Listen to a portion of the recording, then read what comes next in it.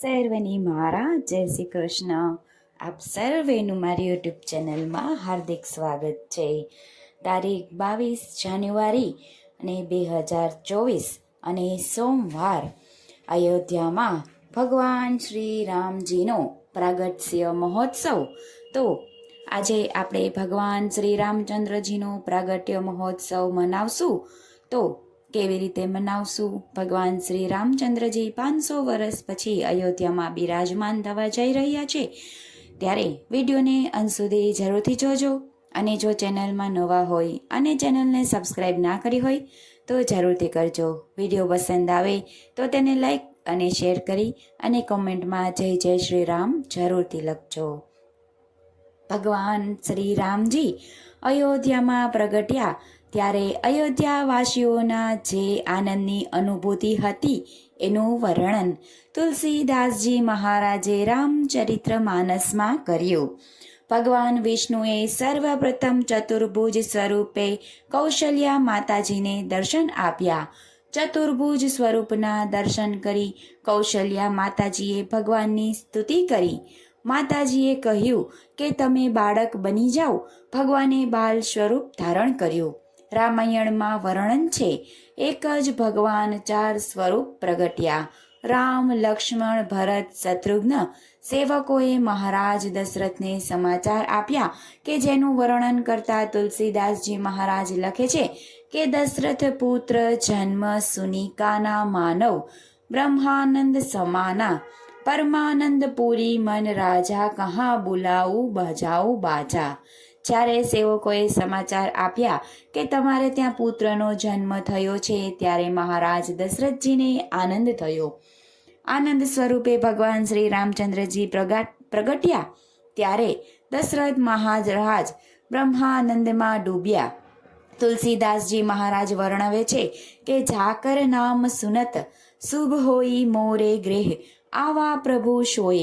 મહારાજ દશરથજી વિચારે છે કે જેનું નામ લેવાથી શુભ થાય છે એ પરમ તત્વ માટે ત્યાં પુત્ર બની અને અવિરત થયો. મહારાજ દશરથે સૂચના આપી વાજિંદ્રો વગડાવ્યા, ઉત્સવ ઉજવ્યો. વશિષ્ઠ ઋષિ આદિ મહાત્માઓ રથમાં બેસીને આવ્યા. ભગવાન પ્રગટ્યા ત્યારે દશરથજી મહારાજે શું કર્યું? રામચરિત્ર માનસમાં દુહો છે કે નાંદી મોક્ષ શ્રાદ્ધ કરી જાત કર્મ સબકિન હાટક ધેનું બસન મની મૃત વિપરત તનહી. મહારાજ દશરથજીએ માંગલિક શ્રાદ્ધ કર્યું. બ્રાહ્મણોને વસ્ત્રનું, મણીનું અને ગાયનું દાન કર્યું. આપણે ત્યાં ગોધન એને ઉત્તમ ધન માનવામાં આવતું હતું. તુલસીદાસજી મહારાજ વર્ણન કરે છે કે કૈકેયી સુતા સુમિત્રા દોહુ સુંદર સુત જનમદત ભઈ હોહુ અવધપુરી સોહી એહી ભાતી પ્રભુહી મિલન આઈ જનુ રાતી. અર્થાત કૈકેયી નંદન, સુમિત્રા નંદન અને કૌશલ્યા નંદનને જોઈ અયોધ્યાના પ્રજાજનો પરમ પ્રસન્ન થયા. જ્યારે ભગવાન શ્રી રામજીનું પ્રાગટ્ય થયું ત્યારે મહિના સુધી સૂર્યનારાયણ ભગવાન અસ્ત ન હતા થયા એવું લાગતું હતું, જાણે આજે જ ભગવાન રામચંદ્રજીનું પ્રાગટ્ય થયું છે. સરયુ નદી ઉછાળા લે છે. સરયુ નદીને પૂછ્યું, અત્યારે તો ઉનાળો છે તો તારા કેમ પૂર કેમ? ત્યારે સરયુ નદીએ અવાજ આપ્યો કે આમ તો નિયમ છે કે નદી સમુદ્રને મળવા જાય, પણ આજે તો કૃપા સિંધુ મને મળવા આવ્યા છે.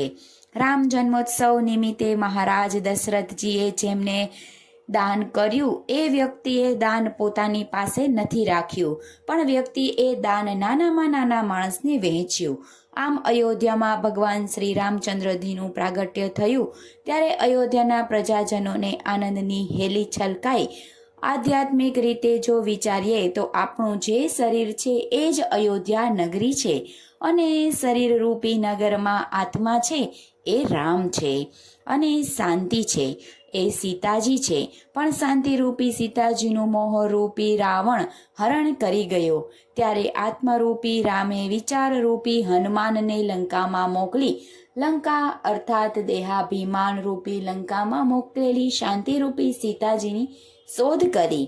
એ પછી આત્મારૂપી રામે દેહાભિમાનરૂપી લંકામાં ચઢાઈ કરી મોહરૂપી રાવણને મારી શાંતિરૂપી સીતાજીને મેળવ્યા. આમ રામાયણ આપણી જ અંદર છે. શાંતિ ત્યારે પ્રાપ્ત થાય છે જ્યારે મોહરૂપી દશાનની વૃત્તિનો નાશ થાય. ભગવાન શ્રી રામચંદ્રજીનું પ્રાગટ્ય ધર્મની સ્થાપના માટે થયું. બાલકાંડમાં દુહો છે, વિપર્વધેનું સુરસંત હિતલીન મનુજ અવતાર નિજ ઈચ્છા નિર્મૂત તનુ માયા ગુણ ગોપાલ. આ દુહાનો ભાવ એવો થાય છે કે જીવ જન્મે છે અને ઈશ્વર પ્રગટે છે, કારણ કે જીવને કર્મવશ આવવું પડે છે, જ્યારે ભગવાન પોતાની ઈચ્છાથી અવતાર ધારણ કરવાવાળા છે. માટે ભગવાનના અવતારને આપણે પ્રાગટ્ય કહીએ છીએ. ભગવાન રામ પ્રગટે છે એ ભગવાન શ્રી રામજીના દર્શન કરવા માટે મહાદેવજી અને કાંગભૂષણજી પણ આવ્યા હતા. જ્યાં સુધી ભગવાન શ્રી રામજી 5 વર્ષના ન થાય ત્યાં સુધી કાંગભૂષણજી અયોધ્યામાં રહ્યા હતા. એમને ભગવાન શ્રી રામજીની બાળ લીલાઓ આનંદપૂર્વક માણી હતી. રઘુવર ભગવાન શ્રી રામજી આપણા હૃદયમાં મંદિરમાં બિરાજમાન આપણને સૌને કૃતાર્થ કરે છે. આપણું જીવન ભક્તિ, જ્ઞાન અને આત્મામય બને અને આધ્યાત્મિકતા તરફ વળે તેવી અભિવ્યક્તિ સાથે સર્વને જય જય શ્રી રામ. શ્રી રામચંદ્રજીની જય. સીતા મૈયાની જય.